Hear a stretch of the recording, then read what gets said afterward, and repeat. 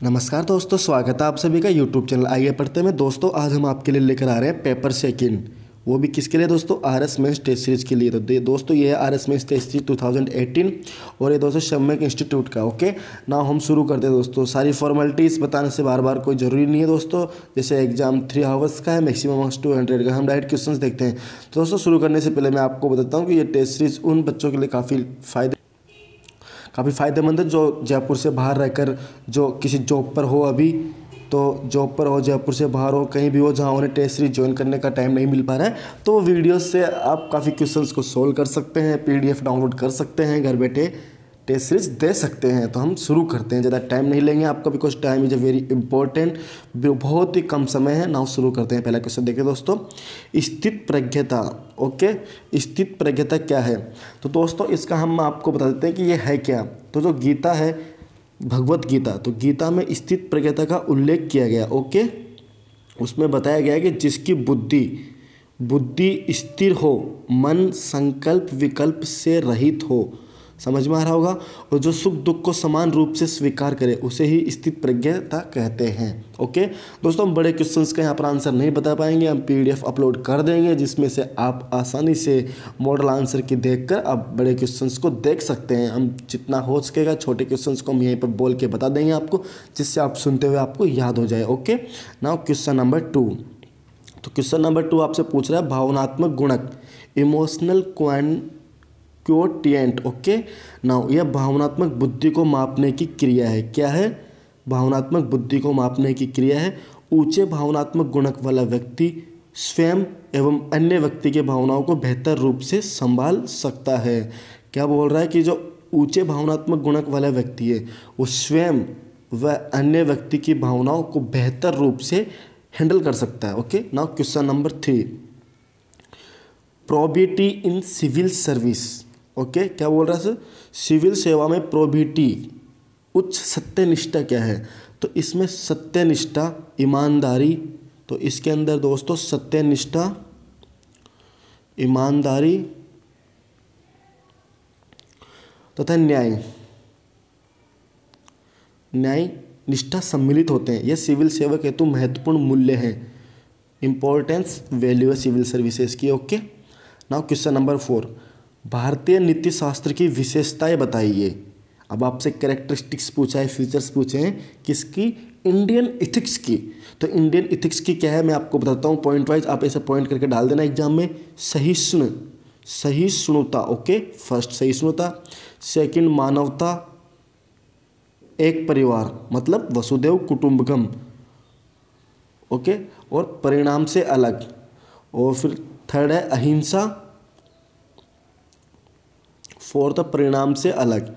Okay space कम है फिर भी हम लिखते हैं, ठीक है, परिणाम से अलग। आप तो सुन ही रहे होंगे, राइटिंग थोड़ा समझ में नहीं आई है। ओके नाउ क्वेश्चन 5 देखते हैं, क्योंकि फास्ट कर रहे हैं, वीडियो ज़्यादा लंबा नहीं बनाना दोस्तों क्योंकि टाइम है नहीं इतना। नाउ क्वेश्चन नंबर 5, लोक प्रशासन में नीति शास्त्र के निर्धारक तत्व कौन से हैं? Determinates of ethics in public administration. तो मैं आपको बताता हूँ, फर्स्ट है ऐतिहासिक कारक मतलब पुरानी परंपराएं, ठीक है। सेकंड है सामाजिक सांस्कृतिक धार्मिक कारक, सामाजिक सांस्कृतिक और धार्मिक कारक। थर्ड है आर्थिक कारक जैसे धन पूजा आदि। फोर्थ है राजनीतिक कारक, राजनीति का अपराधीकरण। फिफ्थ है कानून संबंधी। इस प्रकार से आप काफ़ी इतना लिख सकते हैं। 2 नंबर का क्वेश्चन है। अब आगे 5 नंबर का क्वेश्चन, 50-50 शब्दों में इसको आपका आंसर देना है। इसके नैतिक संहिता से आप क्या समझते हैं? ये आचार संहिता से भिन्न कैसे हैं? आपसे बोल रहा है what do you understand by code of ethics, how is it different from code of conduct. तो नैतिक संहिता के अंतर्गत शासन के प्रमुख मार्गदर्शी सिद्धांत रखे जाते हैं। हम बता रहे हैं आपको कि जो नैतिक संहिता होती है ना, उसके अंतर्गत शासन के प्रमुख सिद्धांत रखे जाते हैं। ये सुनिश्चित करते हैं कि संस्था में नैतिकता का पालन हो। बिल्कुल ये सिद्धांत सुनिश्चित करते हैं कि संस्था में नैतिकता का पालन हो। नैतिक संहिता स्थायी होती है, जैसे ईमानदारी नैतिक संहिता का पक्ष है जो सदैव यथावत है, बिल्कुल इसमें कोई चेंज नहीं हो सकता। आचार संहिता में स्वीकृत एवं अस्वीकृत व्यवहारों की सूचना और कार्यवाहों को रखा जाता है। आचार संहिता यह सिविल सेवकों को उलझन एवं जनहित में सही निर्णय लेने में मदद करती है, जबकि आचार संहिता में परिवर्तन आवश्यक है क्योंकि समय के साथ आचरण के भिन्न भिन्न रूप सामने आते रहते हैं। इस प्रकार से आप इसको लिख सकते हैं। हम पीडीएफ भी अपलोड कर देंगे, बार बार आपको बोल रहे हैं, डिस्क्रिप्शन लिंक पर आप लिंक देख लीजिए, वहाँ से आप मॉडल के आंसर डाउनलोड कर लेना। ओके, हमारा यहाँ सबसे मेन जो मोटो है वो ये है कि आप ज़्यादा से ज़्यादा क्वेश्चंस देख सके और टेस्ट सीरीज का आनंद ले सके। ओके दोस्तों, now question number 7, doctor Sarvepalli Radhakrishnan के नैतिक दर्शन पर चर्चा कीजिए। डॉक्टर सर्वपल्ली राधाकृष्णन के, तो उन्होंने डॉक्टर सर्वपल्ली उसकी मुख्य विशेषताएं आपको बता देते हैं हम यहाँ पर। नैतिक मूल्य जैसे अहिंसा, त्याग, पीड़ा मानव जीवन की सकारात्मक आवश्यकता है, ये कहा था उन्होंने। सेकंड, दर्शन शास्त्र वास्तव में व्यवहारिक है, वह यह मानवों की मौलिक चिंताओं से निपटने में सहायक है। थर्ड बताया था उन्होंने विश्वव्यापी धर्म पर जोर दिया था राधाकृष्ण जी ने, जिसका उद्देश्य समाज में शांति एवं समरसता स्थापित करना था। और लास्ट, मानवों को आध्यात्मिक विकास की प्रक्रिया अभी भी जारी है, कि मानवों को आध्यात्मिक विकास अभी भी बढ़ाना है, मानवों को आध्यात्मिक विकास अभी बढ़ाना है, उसकी प्रक्रिया अभी भी जारी है। तो इस प्रकार से आप लिख सकते हैं। नाउ क्वेश्चन नंबर 8, व्यक्तित्व में मूल्यों को अंतर्निविष्ट करने में परिवार की भूमिका को स्पष्ट कीजिए। Explain the role of family in including values in one personally. Okay, question number, तो परिवार बच्चों का प्रथम विद्यालय होता है। परिवार क्या होता है? बच्चों का प्रथम विद्यालय होता है। परिवार होता है बच्चों का प्रथम विद्यालय, जहाँ माता उसकी प्रथम शिक्षिका होती है और परिवार बच्चों के व्यवहार एवं आचरण को प्रभावित करता है। बच्चे अपनी पहचान अपने माता पिता से बनाते हैं और नैतिक मूल्य जैसे ईमानदारी, सत्यनिष्ठा पिता से सीखते हैं। ओके, तथा प्यार, करुणा, सहानुभूति, सहिष्णुता आदि माता से सीखते हैं। एकल परिवार जहाँ व्यक्तिगत उत्तरदायित्व, आधुनिकता आदि सीखता है वही संयुक्त परिवार बड़ों को आदर करना, दलनिष्ठा, समुदाय भावना, उदारता, सामूहिक निर्णय आदि मूल्य व्यक्ति को प्रदान करता है। तो ये था आपका क्वेश्चन। व्यक्तित्व में मूल्यों को अंतर्निष्ठ करने में परिवार की भूमिका हमने आपको बता दी, किस प्रकार से माता पिता अपनी भूमिका निभाते हैं, संयुक्त परिवार किस प्रकार से भूमिका निभाता है और व्यक्तिगत जो छोटा परिवार होता है वो किस प्रकार से भूमिका निभाता है। क्वेश्चन नंबर 9, अधिकार आधारित नीति शास्त्र, राइट बेस्ड इथिक्स। अधिकार आधारित नीति शास्त्र, तो अधिकार आधारित नीति शास्त्र में क्रिया की नैतिकता का निर्धारण इस आधार पर होता है कि वह अन्य के अधिकारों का उल्लंघन न करे। मतलब बस जो उल्लंघन नहीं करना है, नीति शास्त्र में क्रिया की नैतिकता का निर्धारण इस आधार पर होता है कि वह अन्य के अधिकारों का उल्लंघन न करे। जॉन रॉल्स, हम आपको नाम बता रहे हैं यहाँ पर, याद रख लेना इसको। जॉन रॉल्स इस विचार संप्रदाय के मुख्य विचारक थे। उन्होंने समानता एवं स्वतंत्रता के मध्य सामंजस्य स्थापित करने का प्रयत्न किया था। समानता एवं स्वतंत्रता के मध्य सामंजस्य स्थापित करने का प्रयत्न किया। उन्होंने अन्य लोगों की स्वतंत्रता पर अतिक्रमण किए बिना लोगों की अधिकतम स्वतंत्रता देने पर बल दिया था। बस इतना लिख देना, वही सफिशिएंट है। क्वेश्चन नंबर 10, सत्ता का धारण मनुष्य को अंधा और बधिर बनाता है। गांधी जी के शक्ति सत्ता के सिद्धांत पर चर्चा कीजिए। Possession of power makes man blind and deaf. Gandhi discuss Gandhian concept of power. अब गांधी जी के बारे में तो आपको रट लेना है पूरी तरह से। गांधी जी के बारे में आपसे कहीं भी किसी भी सब्जेक्ट में कुछ भी पूछ सकते हैं, ऑलराउंडर। गांधी जी के अनुसार सत्ता 2 प्रकार से हासिल की जा सकती है। पहला भय, दूसरा प्रेम। ये गांधी जी का कॉन्सेप्ट बता रहे हैं हम आपको। गांधी जी ने बताया था कि सत्ता को 2 प्रकार से हासिल किया जा सकता है, भय से, डर से और प्रेम से। ठीक है, पहला भय से और दूसरा प्रेम से, जो 1000 गुना अधिक प्रभावशाली और स्थायी होती है। उन्होंने सत्ता के कुछ व्यक्तियों या एकल व्यक्ति के द्वारा धारण किए जाने का विरोध किया, क्योंकि यह समाज में असमानता, शोषण, सोपानिक समाज को बढ़ावा देता है। उनके अनुसार सत्ता को जनसेवा तथा मतदान के आधार पर हासिल किया जाना चाहिए। बिल्कुल सही है, जनसेवा और मतदान के आधार पर हासिल किया जाना चाहिए। उनके सर्वोदय सिद्धांत में राजनीतिक सत्ता की कोई गुंजाइश नहीं थी। जो सर्वोदय सिद्धांत दिया था गांधी जी ने, सर्व प्लस उदय, सर्वोदय, तो इसमें राजनीतिक सत्ता की कोई गुंजाइश नहीं थी। ठीक है दोस्तों। हाँ, क्वेश्चन नंबर देखते हैं अब। हाँ, आ गया मैक्सिमम बड़ा क्वेश्चन आ गया 10 नंबर का। तो देखते हैं, सेवा काल में सिविल सेवक के सामने आने वाली नैतिक दुविधाओं को स्पष्ट कीजिए, ऐसे में आपका दृष्टिकोण क्या होगा। Explain the ethical dilemmas which a civil servant faces while in service, what will be your approach। तो दोस्तों PDF हम लिंक में दे रहे हैं, आप इसका पहले खुद लिख के देखिए, फिर आंसर की से मिलाइए मॉडल पेपर से जो हम आपको प्रोवाइड करवा देंगे। हमारे फेसबुक पेज पर भी इसकी फ़ोटोज़ PDF अवेलेबल हो जाएगी। फेसबुक पेज है दोस्तों, इसी नाम से है, आइए पढ़ते नाम से आप डाल लेना, आपको फेसबुक पेज दिख जाएगा दोस्तों, और उसे लाइक भी कर दीजिएगा। ओके, नाउ क्वेश्चन नंबर 12 भी बड़ा क्वेश्चन है, तो इसको भी हम आपको बता देते हैं सिर्फ। विश्वसनीयता एवं दृढ़ता के गुण जन सेवा में किस प्रकार प्रकट होते हैं, उदाहरण सहित स्पष्ट कीजिए। How do the virtue of trustworthiness fortitude get manifested in public service, explain with example. Okay दोस्तों, PDF देखना, डाउनलोड करना।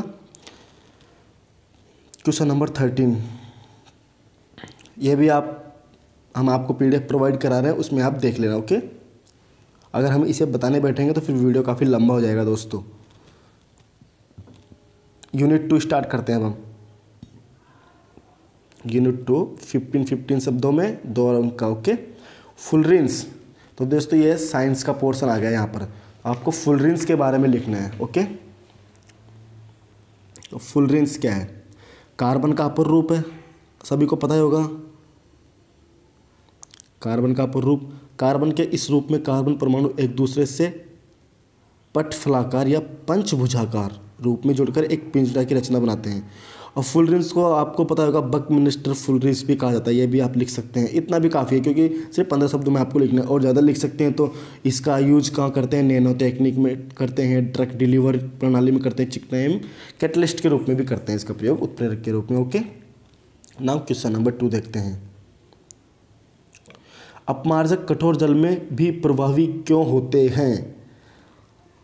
अपमार्जक कठोर जल में भी प्रभावी क्यों होते हैं, क्योंकि अपमार्जक लंबी कार्बोक्सिलिक अम्ल श्रृंखला के अमोनियम एवं सल्फानेट लवण होते हैं।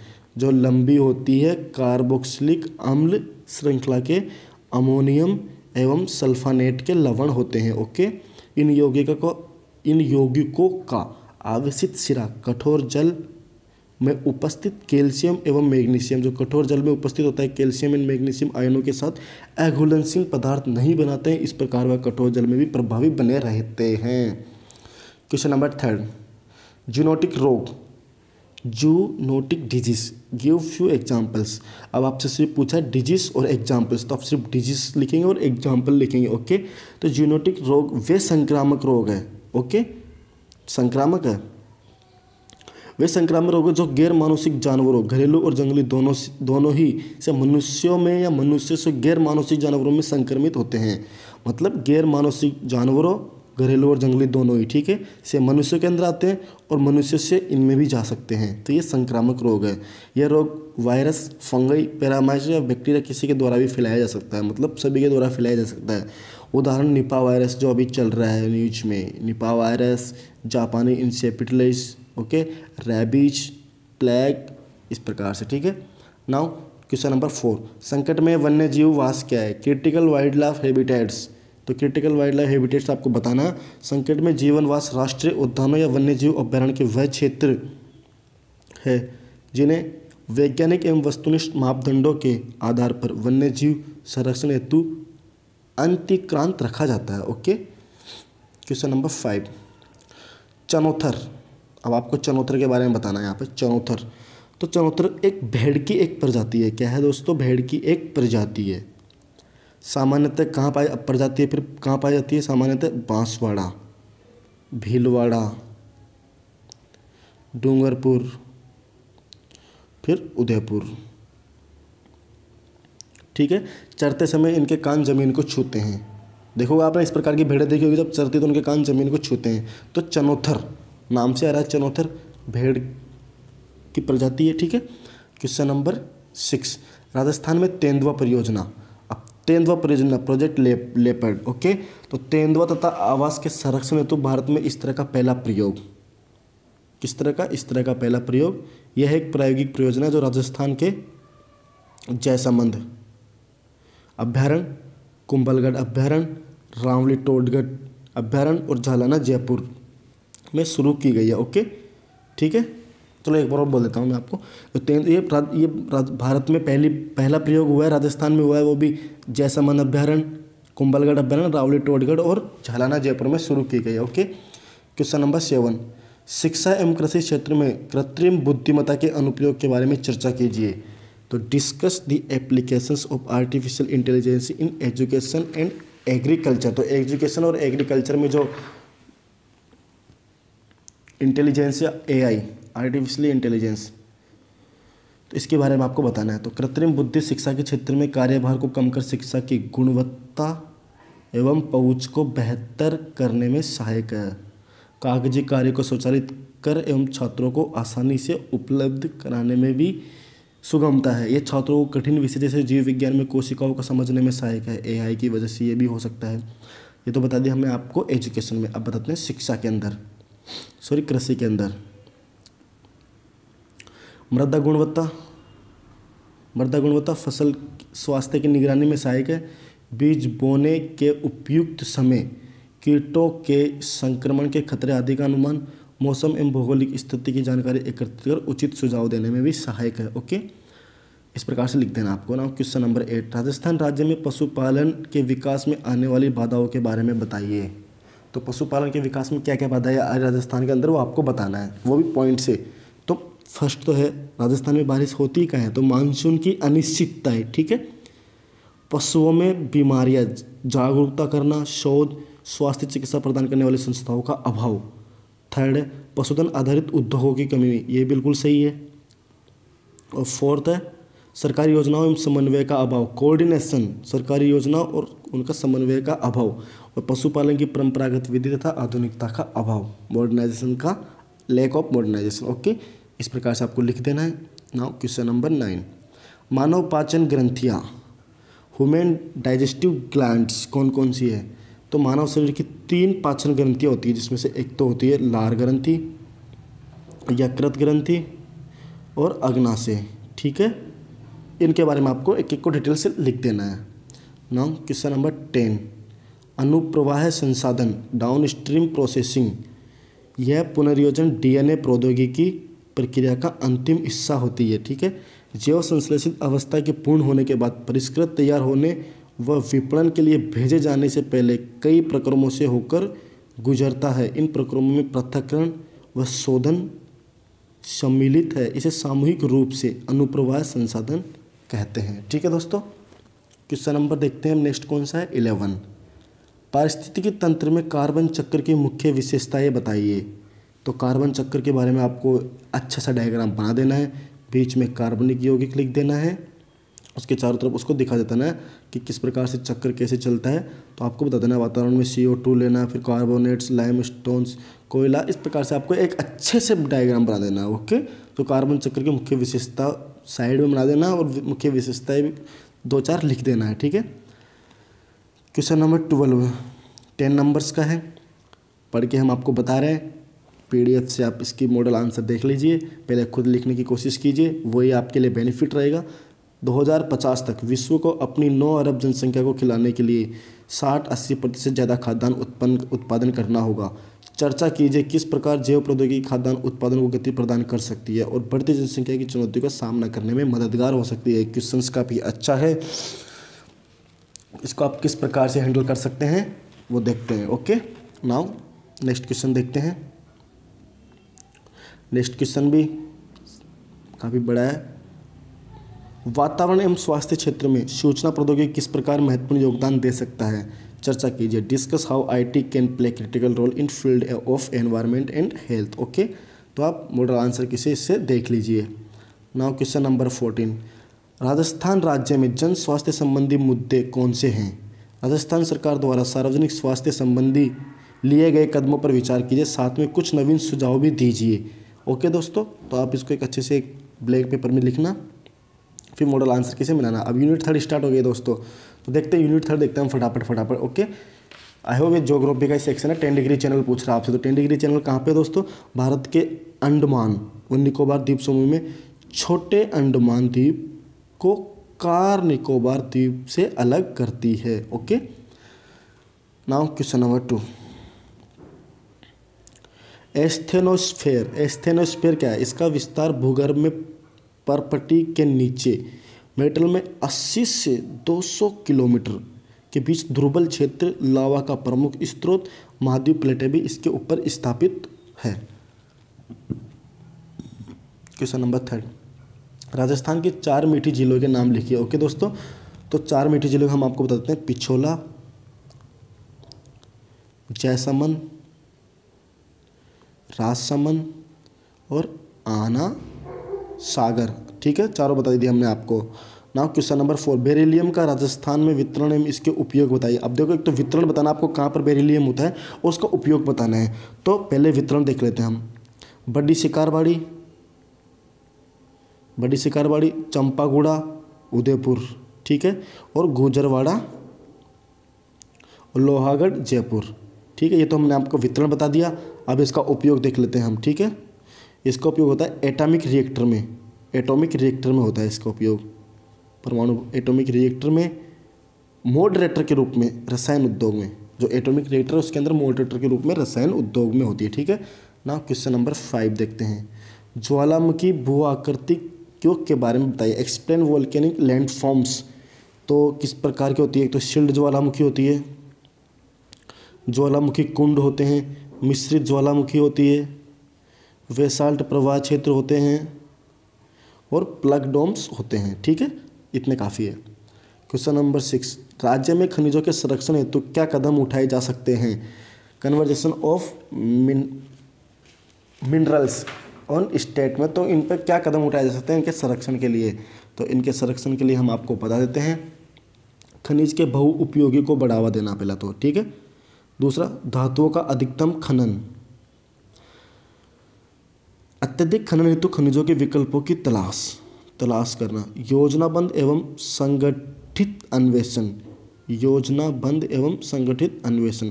धातुओं को रिसाइकिल करना, बिल्कुल सही है, रिसाइकिल करना। और अंधाधुंध अत्यधिक दोहन रोकने हेतु सरकार का नियंत्रण, ये बिल्कुल सही है। अंधाधुंध दोहन इसको तो कंट्रोल करना जरूरी है, तो आप लिखना ही है। गैर कानूनी खनन रोकने हेतु कानून का सख्ती से पालन करना, सख्ती से पालन करना। जैसे अभी बजरी का खनन हो रहा है, हाई कोर्ट का रोक है, फिर भी हो रहा है, तो सख्ती से पालन होना चाहिए। अन्वेषण हेतु नई एवं उन्नत तकनीकों का विकास एवं नई धातुओं की खोज भी जरूरी है। नाउ क्वेश्चन नंबर देखते हैं। अब नेक्स्ट देखते हैं क्वेश्चन 7, राजस्थान में बढ़ते मरुस्थलीकरण के पीछे क्या कारण है? What are the reasons behind increasing desertification in Rajasthan? तो देखते हैं क्या कारण है। वायु अपसरण और वायु भराव, फर्स्ट लिख देना, वायु अपसरण और वायु भराव। सेकेंड है मृदा लवण, ओके। जल भाव, थर्ड है जल भाव व जल अपरक्षण। फोर्थ लिख देना दोस्तों, अति चराई और रूढ़िवादी कृषि कार्य, पेड़ों की कटाई और बढ़ता शहरीकरण। ये तो सबसे सटीक की उदाहरण है, बढ़ता शहरीकरण, ठीक है। और जल भराव में वनस्पति की गिरावट लिख देना। तो बढ़ते मरुस्थलीकरण के कारण भविष्य में एक बड़ी कृषि भूमि प्रभावित होगी। मरुस्थलीकरण को रोकने तो उपयुक्त योजना की आवश्यकता है सरकार को। नाउ क्वेश्चन नंबर 8 देखते हैं। राजस्थान एक विविध जलवायु प्रदेशों की धरती है, इस कथन को स्पष्ट कीजिए। बिल्कुल सही है, क्योंकि जहाँ राजस्थान में रेगिस्तान है, देखो मैं राजस्थान का थोड़ा सा मैप बना के आपको यहाँ पे दिखा देता हूँ। तो जहाँ इधर मरुस्थली है, वहीं सिरोही में माउंट आबू जैसे उपोष्ण कटिबंधीय सदाबहार वन मौजूद है। पूर्व में समतल मैदानों की उपस्थिति, तो दक्षिण पूर्व में पठारी क्षेत्र और अरावली पर्वत श्रृंखला बीच में है, राजस्थान को 2 विभाजित करती है। तो इस प्रकार से जैसलमेर में 10 से 20 सेंटीमीटर वर्षा, तो दक्षिण पूर्व में 100 सेंटीमीटर से आसपास वर्षा होती है। तो ये इस प्रकार से राजस्थान एक विविध जलवायु प्रदेशों वाली धरती है, ठीक है। क्वेश्चन नंबर 9 भारत में पाई जाने वाली मृदा के प्रकार एवं क्षेत्र बताइए। मृदा संरक्षण हेतु कुछ सुझाव दीजिए। तो एक तो आप देख ले मृदा, कुछ मैं बताता हूँ। जलोढ़ मिट्टी, ठीक है, लाल, काली, लेटेराइट, शुष्क, दलदली और वन मिट्टी। ठीक है, लिख लिया हमने। अब देखते हैं जलोढ़ मिट्टी समतली उत्तरी मैदानों में। ठीक है, काली मिट्टी दक्कन के पठारों में, लाल मिट्टी दक्कन के पठारों के पूर्वी दक्षिणी क्षेत्रों में से उड़ीसा छत्तीसगढ़, काली मिट्टी दक्कन पठार के अधिकांश क्षेत्र में। इस प्रकार से आपको लिख देना। फिर लास्ट में संरक्षण के सुझाव बता देना आपको कि फसल का चक्रीकरण, बिल्कुल एक फसल को बदल बदल कर करना। ठीक है, फसल का चक्रीकरण होना चाहिए।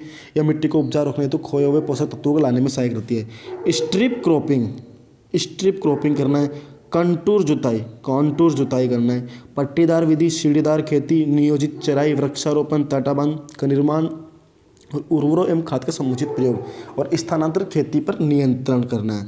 ये इसका मतलब सुझाव है संरक्षण का, मृदा संरक्षण का।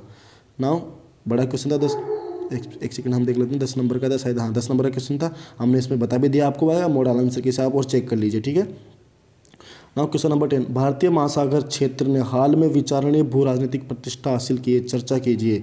तो मॉडल आंसर के हिसाब इस क्वेश्चन को देखने का कोशिश कीजिएगा। ठीक है, तो नाउ अब नेक्स्ट क्वेश्चन देखते हैं। हिमालय केवल भौतिक रोधी ही नहीं बल्कि सांस्कृतिक, जल निकासी एवं जलवायु विभाजक भी है, विश्लेषण कीजिए। 10 नंबर का क्वेश्चन है। मॉडल आंसर कैसे आप देखना दोस्तों, और पहले खुद सोल्व करना, उसके बाद में मॉडल आंसर कैसे बनाना कि आपने किस प्रकार से कितना इसको सही से हैंडल किया है। ठीक है, तो दोस्तों ये था पेपर सेकंड आज का। इस वीडियो में हम लेकर आए थे आपके लिए। अगला वीडियो हम बड़ी जल्दी लेकर आएंगे दोस्तों, पेपर थर्ड सब में का ही लेकर आएंगे दोस्तों। फिर हम किसी और कोचिंग का भी आपके लिए लाने की कोशिश करेंगे। और पीडीएफ हम दोस्तों डिस्क्रिप्शन लिंक पर आप देख लेना, वहाँ से डाउनलोड करके गूगल ड्राइव की लिंक हम आपको प्रोवाइड करवा देंगे। हमारा दोस्तों व्हाट्सएप पे भी अकाउंट है, इंस्टा पर भी है दोस्तों, और ट्विटर पर भी है। आप हमें कहीं पर भी फॉलो कर सकते हैं दोस्तों, और आप हमें यूट्यूब चैनल पर भी सब्सक्राइब कर सकते हैं दोस्तों। सब्सक्राइब का कोई चार्ज नहीं है दोस्तों।